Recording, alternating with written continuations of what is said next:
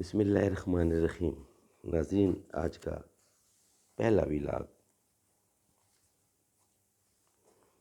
اسلام میں اذان کا آغاز، پیج ہے 142 اور حدیث نمبر 31۔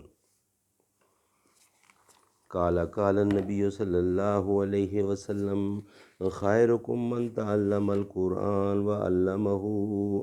قال اللہ تعالی وما آتاکم الرسول فخذوہ وما نہاکم عنہ فانتہوا۔ جو تم کو رسول دیں وہ لے لو، اور جس سے منع کریں اس سے رک جاؤ، اس سے باز آ جاؤ۔ حدیث نبوی کے ایک جدید اور جامع انتخاب اردو ترجمہ اور تشریحات کے ساتھ، جلد سوم، کتاب الصلاۃ، تالیف مولانا محمد منظور نعمانی رحمۃ اللہ علیہ کی۔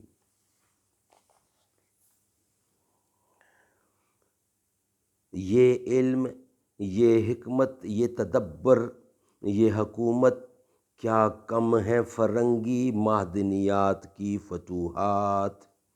یوں کہتے تھا دل میں جو یار آتا، کہنے کی ہی باتیں ہیں کچھ بھی نہیں کہا جاتا۔ قال النبی صلی اللہ علیہ وسلم، حضرت انس رضی اللہ، پیج نمبر 142، حدیث نمبر 31۔ اسلام میں اذان کا آغاز، ویلاگ نمبر 1۔ حضرت انس رضی اللہ کے سب سے بڑے صاحبزادے ابو عمیر اپنے بعض چچوں سے، جو انصاری صحابیوں میں سے تھے، روایت کرتے ہیں، بیان کرتے ہیں کہ رسول اللہ صلی اللہ علیہ وسلم کو نماز کے لیے فکر ہوئی اور آپ نے مشورہ بھی فرمایا کہ اس کے لیے لوگوں کو کس طرح جمع کیا جائے اور کیا تدبیر اختیار کی جائے۔ اور پس بعض لوگوں نے عرض کیا کہ نماز کے وقت ایک جھنڈا نصب کیا جائے، جب لوگوں کو اس پر نگاہ پڑے گی تو ایک دوسرے کو اطلاع کر دیں گے۔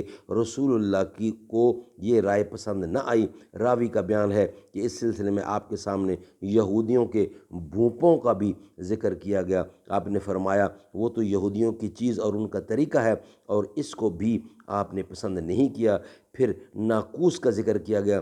آپ نے فرمایا وہ نصارہ کا طریقہ اور ان کی چیز ہے۔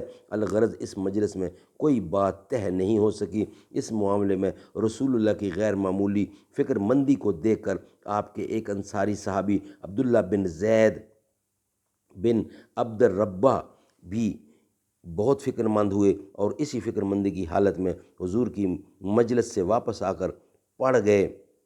پھر نیم خواب اور نیم بیداری کی حالت میں انہوں نے اذان سے متعلق خواب دیکھا۔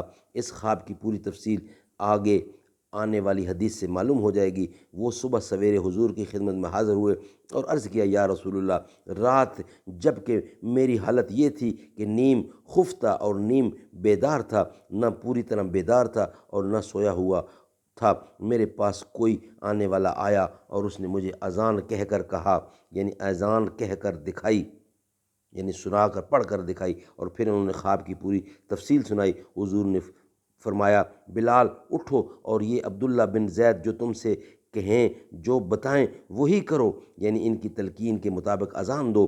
راوی کا بیان ہے کہ پھر بلال نے اس حکم کی تعمیل کی اور اذان دے دی۔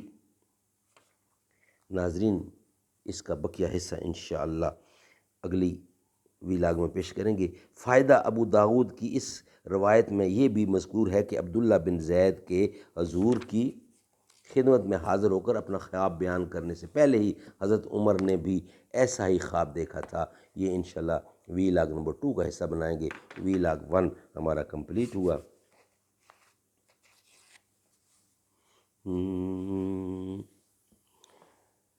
صدیق اکبر، صدیق اکبر، صدیق اکبر، صدیق اکبر، نبی کا محسن خلیفہ اول، صداقتوں کا عظیم پیکر، نبی ہو داماد جس بشر کا، ہے قلب امت صدیق اکبر، بشر وہ کتنا عظیم تر ہے، صدیق اکبر، صدیق اکبر، صدیق اکبر، صدیق اکبر۔